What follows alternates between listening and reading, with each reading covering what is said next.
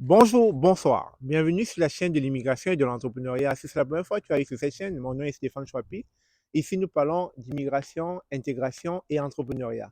Parce que nous sommes certains que ce sont des informations qui vous permettront non seulement d'immigrer au Canada, mais surtout de prendre votre place ici.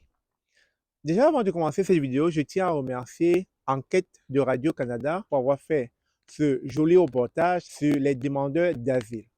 Très souvent, on n'en parle pas beaucoup sur ces chaînes, mais eux aussi, ils ont une réalité. Une fois au Canada, ils sont dans une désillusion sans pareil. Avant de vous faire passer cette vidéo, je tiens à vous rappeler que bientôt l'hiver va commencer. Nous sommes déjà en automne, nous sommes au mois de novembre. Et ces demandeurs d'asile, je commence à plaindre leur sort parce que ce sont des personnes, quand ils arrivent ici avec un visa visiteur, une fois arrivés au niveau de la douane, demandent à rester au Canada parce qu'ils vont probablement clamer qu'ils sont persécutés dans leur pays d'origine ou encore qu'ils appartiennent à des gens qui très souvent sont mal vus dans leur pays d'origine. Je parle des homosexuels, je parle euh, du LGBTQ, parce qu'il y a certains pays où ces genres de personnes sont persécutées. Une fois quand ils arrivent au Canada, la plupart ne veulent plus rentrer pour leur vie par peur de représailles. Et donc, demandent pour la plupart une demande d'asile au Canada. Mais ce qui se passe très souvent pour ces demandeurs d'asile, ils ont le droit de travailler au Canada. Mais malheureusement, à cause des lenteurs administratives, à cause de très longs délais d'attente, le goulot d'étranglement se crée. Et ces demandeurs d'asile n'ont pas de choix que de commencer à travailler sous la table, ce qui est interdit au Canada. Mais sans plus tarder, je vous laisse suivre la vidéo. Dites-moi dans les commentaires ce que vous en pensez. Dites-moi dans les commentaires, est-ce qu'il faille finalement venir au Canada et demander l'asile? Sur ce, bon visionnage. Pour une rare fois, on a recueilli les témoignages de gens qui ont travaillé dans des conditions dangereuses et parfois à la limite de l'exploitation.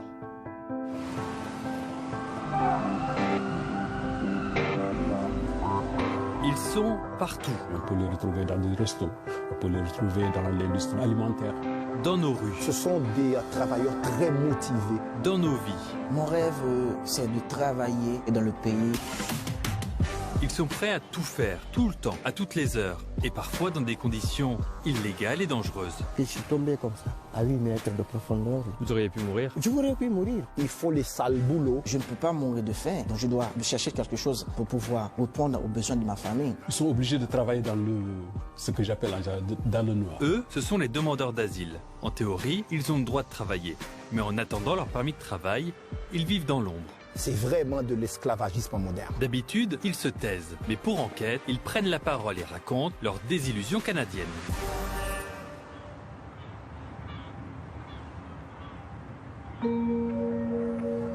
Moi, c'est Hadi Anne. Je suis migrant, même si aujourd'hui je me sens beaucoup plus québécois et canadien, parce que quand même ma demande a été approuvée.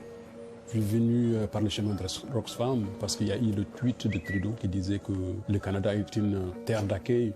Oh non, ça c'est du thé mauritanien, c'est pour vous souhaiter la bienvenue. Hadi Han est arrivé en 2018. Loin de sa Mauritanie natale, se diplômer en langue française s'est lancé un défi.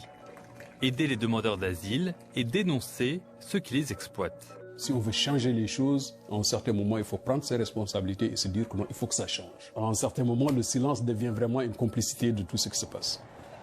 Cette situation dont parle Hadi, c'est celle que vit cette vague historique de demandeurs d'asile qui viennent d'arriver au Canada et en grande majorité à Montréal.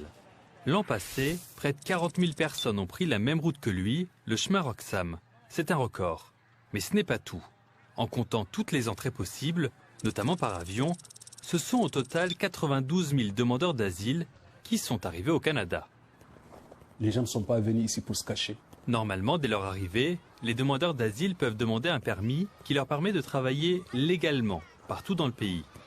Le problème, c'est que les délais pour l'obtenir ont explosé. Quand tu viens et que tu dois rester 5-6 mois, tu ne peux même pas travailler et que tu veux travailler parce que tu veux t'intégrer. Mais malheureusement, l'administration aujourd'hui, toutes ces procédures sont extrêmement lourdes et les gens en souffrent. Le nombre de demandes combiné au manque d'agents d'immigration a enrayé la machine fédérale. On est passé de quelques semaines d'attente avant la pandémie à plusieurs mois, voire un an. Mais quoi faire pour survivre? À un certain moment, on n'a juste pas le choix. Et ils sont obligés quelquefois de faire des choses qui vont à l'encontre de la loi. Ils sont obligés de travailler sous la table. Je m'appelle Henri et je suis arrivé au Canada le 9 mars 2022. Je suis un mécanicien. Henri n'est pas le vrai nom de ce père de famille d'origine haïtienne. Comme tous les demandeurs d'asile qu'on a rencontrés, il ne veut pas dévoiler son identité. Non seulement nous avons passé beaucoup de problèmes dans la route, mais arrivé ici, donc, on risque toujours au Canada. Parce qu'on n'a pas de permis de travail. Donc vous pouvez imaginer que j'arrive depuis le mars 2022. Donc jusqu'à présent, je n'ai pas de permis de travail, je ne peux pas travailler. En attendant de savoir s'il va obtenir le statut de réfugié, mais surtout son permis de travail, Henri fait face à des choix difficiles. Je paie un logement $1000 et je trouve une aide sociale environ $1250. Vous pensez qu'il y a quelque chose, donc durant un mois pour manger? Non. Oui, je suis obligé de travailler sur la table. Mais pas de choix, pas de choix. Ce qui est important pour nous, c'est d'avoir un permis de travail pour pouvoir travailler. Est-ce que ce n'était pas votre objectif de vivre avec de l'aide sociale? Non, ce n'est pas mon objectif, non. Ce n'est pas mon objectif. Parce que moi, je pourrais travailler, je peux travailler. Donc, Vous voulez travailler? Oui, je veux travailler, je veux travailler. Parce que l'important, c'est de travailler, parce qu'on ne peut pas nourrir donc, une maison avec 4 personnes avec une aide sociale. Une dizaine de demandeurs d'asile ont accepté de nous parler de leur réalité. Ils sont tous effrayés, mais ils ressentent le besoin de faire connaître leur réalité. Je vis dans des conditions très difficiles. J'ai travaillé dans le recyclage, même dans les champs. Travailler dans le noir, c'est difficile. Moi, et de mon côté, je travaille dans le déménagement. Mais vraiment hésité parce qu'on ne donne pas le droit de travailler donc, sans un permis de travail. Quand même, on le fait parce qu'on n'a pas de choix. Avant de le faire, je vous le dis sincèrement que j'ai passé beaucoup de mauvais moments. Donc les enfants, ils crient pour la nourriture. Donc je suis obligé de le faire. Le procédé est toujours le même. Que ce soit le matin, la nuit ou durant la journée, on donne rendez-vous à ces demandeurs d'asile devant une station de service ou de métro, souvent dans le nord de Montréal. Parfois, ils ne savent même pas où ils vont passer la journée avant de monter dans une voiture ou une camionnette qui les emmènera sur leur lieu de travail. C'est dans ces zones où on peut vraiment trouver du travail sous la table. Il y a beaucoup d'usines de recyclage et d'agroalimentaire. En général, ce sont les usines qui embauchent beaucoup plus des gens qui n'ont pas de permis de travail. De toute façon, eux, ils travaillent avec des agences. Tu viens, on te donne un badge et puis voilà, c'est fini. Ces agences, ce qu'elles font, c'est très louche, c'est une exploitation et puis voilà, c'est une mafia. On a contacté une agence montréalaise qui semble cibler les nouveaux arrivants sur les réseaux sociaux. On s'est fait passer pour un demandeur d'asile en spécifiant clairement que nous n'avons pas encore de permis de travail. Voici ce qu'on nous a répondu. Tu es visiteur, tu as fait des démarches pour obtenir un permis de travail ou d'études. Quel est ton statut? J'ai demandé l'asile en septembre. J'attends mon permis. OK, passe au bureau.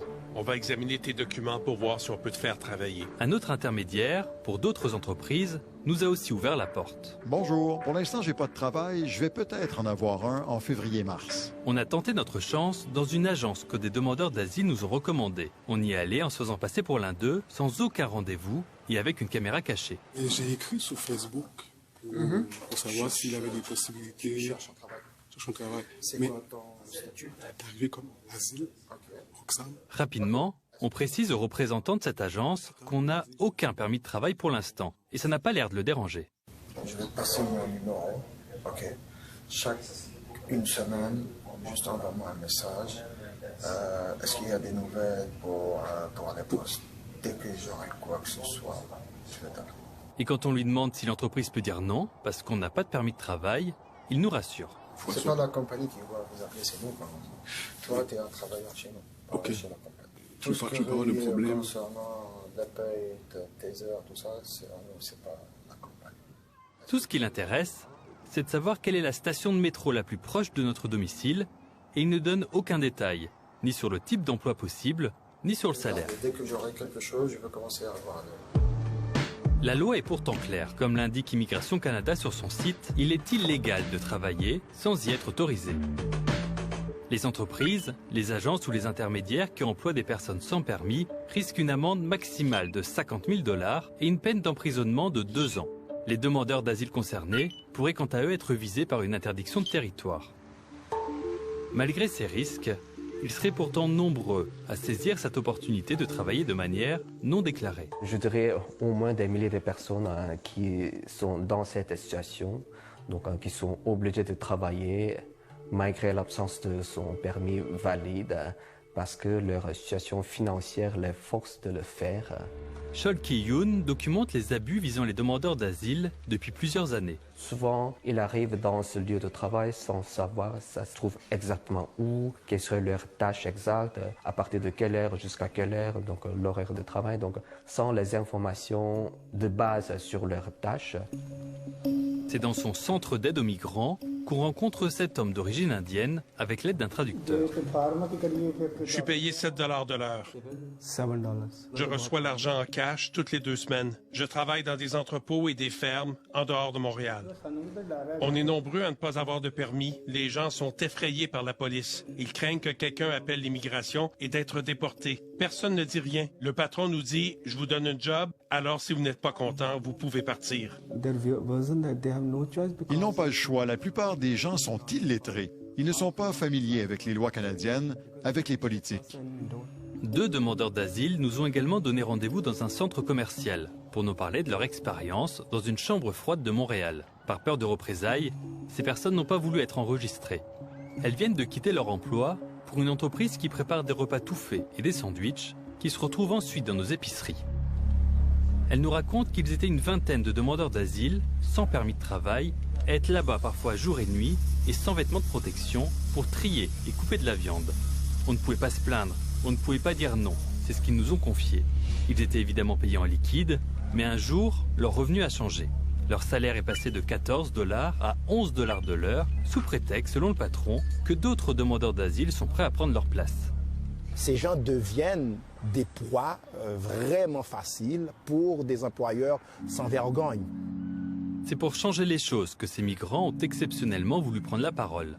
Pasteur dans la vie, Wilner Caillot se bat à leur côté. Quand ces gens vous racontent leur histoire, on se demanderait est-ce qu'on est en 2023 au Québec, au Canada.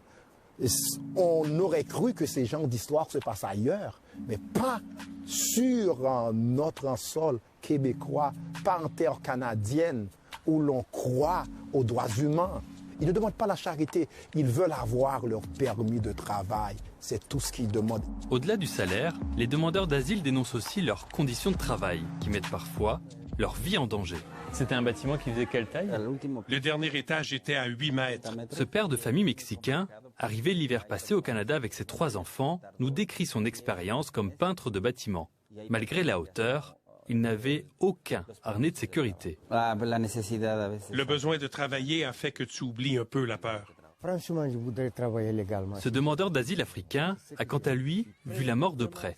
Moi, j'ai fait même un accident, j'ai cassé mes 2 bras. Comment vous les avez cassés, vos bras? Tombé dans une ligne de tri, je suis tombé à 8 mètres, c'est cassé ici. Et ici encore, les 2. Malgré nos sollicitations, le ministre fédéral de l'immigration, Sean Fraser, n'a pas voulu répondre à nos questions. Il nous a plutôt envoyé une réaction écrite dans laquelle il ne fait aucune référence au travail au noir. C'est une réalité indéniable que les demandeurs d'asile vivent des circonstances extraordinaires. Nous savons que les demandeurs d'asile veulent travailler et contribuer à notre économie le plus rapidement possible. Pour les y aider, nous avons adopté de nouvelles mesures qui permettent une entrée plus rapide sur le marché du travail canadien et qui leur permettent de subvenir à leurs besoins ainsi qu'à ceux de leur famille plus rapidement. Si le gouvernement fédéral promet de réduire les délais administratifs, sur le terrain, les demandeurs d'asile ne voient pour l'instant aucun changement, mais ils gardent espoir. Si vous aviez un message à faire passer au gouvernement, par exemple, ce serait lequel? De nous aider à avoir un permis de travail. Si je travaille, je peux contribuer au progrès de ce pays également. Ils sont venus ici pour une nouvelle vie.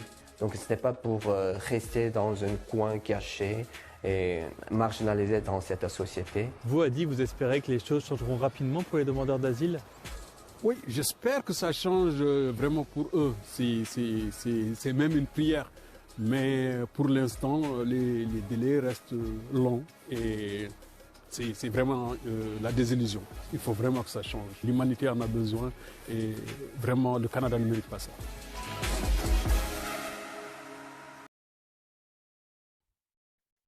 Alors, dites-moi dans les commentaires, qu'est-ce que vous avez retenu de cette vidéo? Les demandeurs d'asile qui, dans un futur proche ou dans les mois à venir, qui viendront par avion et qui demanderont à rester au Canada, vous savez maintenant ce qui vous attend. Préparez-vous, les délais pour pouvoir obtenir un permis de travail vont être longs, mais néanmoins, préparez-vous financièrement à pouvoir tenir pendant cette longue durée sans avoir votre permis de travail, longue durée dans laquelle vous n'aurez peut-être pas les moyens financiers pour survivre, ou encore vous serez peut-être obligé de faire comme ces demandeurs d'asile que vous avez vu dans la vidéo, aller travailler sur la table. Ce qui est interdit, vous le savez. Vous savez les risques que vous encourez en le faisant. Mais bref, vous savez ce qui vous attend et ménagez-vous. Pour ceux qui aiment ce que nous faisons, n'oubliez pas, abonnez-vous, commentez, partagez.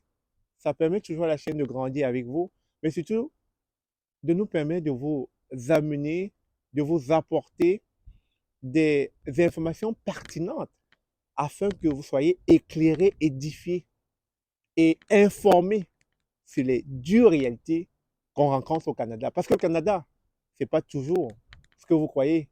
Ce n'est pas toujours le paradis, ce n'est pas toujours l'Eldorado, ce n'est pas toujours la terre promise. Sur ce, on se dit à très bientôt. Je vous aime comme d'habitude.